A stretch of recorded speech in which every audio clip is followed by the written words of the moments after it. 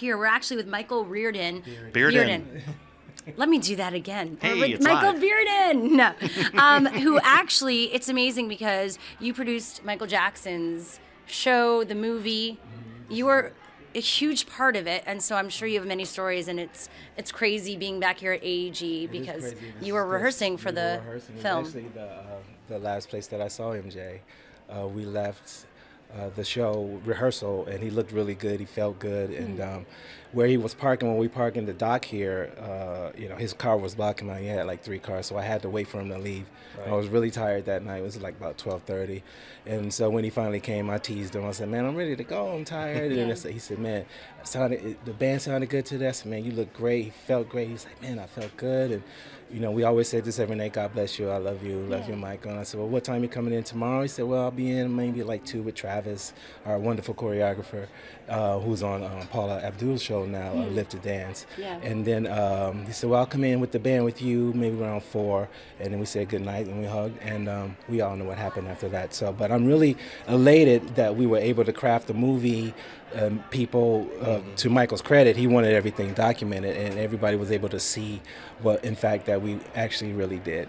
So I'm very happy that the film is out. Yes. That's really exciting. And of course, you're so involved with the Grammys day to day with musicians as well, besides Michael. Yeah, tell us about your involvement with the Recording Academy. Well, I'm on the board of governors for the Recording Academy. I've been in the academy, I don't know, maybe years, and a very long time. And so we're just trying to make everybody aware of what the academy does. We're still very relevant. Everybody loves our big event, but we do great things all through the year. The Grammy it's Awards. more than just the Grammy Awards. It's the rest of the year. Yes, I think I heard you guys mention Music Cares, which helps out. And I actually was at the event in Los Angeles that we helped the Nashville chapter because they lost so many instruments. And I actually performed at the Grand Ole Opry, and they had some really great pianos. They lost all of those. Yeah. So we did a nice little block party and had a little thing. And Raphael Sadiq came out. It was great. We had a great turnout that night. It was beautiful. That day, it was a beautiful day, and made a lot of money for it in Nashville. And they sent us a nice little gift. So we do a lot of things for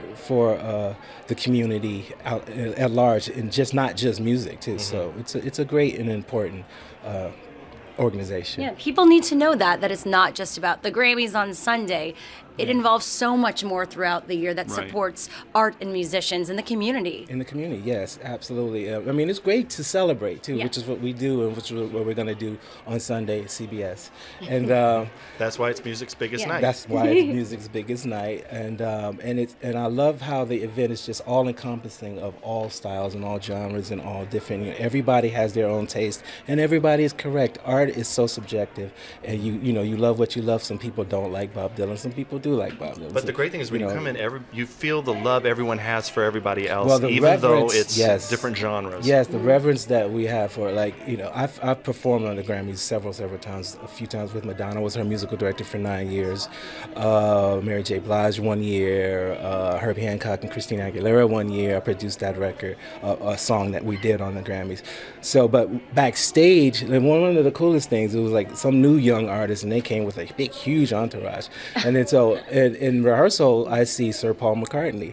So I just approach him. He has no entourage, no crazy bodyguards. And I sat and I just had a conversation with a Beatle for like a half hour. We just sat and talked about music, life. It was great. I was there that year for the rehearsals, and I was standing there, and all of a sudden I felt somebody over to my left. I look over, and it's Paul McCartney just standing there by himself. Such a great guy, isn't he? He's such a great guy. He's like, very warm. I do the Kennedy Center Honors every year, and he was honored this year, and he was quite moved after the event was over. I saw him at the dinner that we have every night, and he's just such a great, and you just standing there because he's the Beatle. He's like, you know, it was really great. So it's fun for me as a fan, like you say, the reverence that we all have, and the artists do it as well.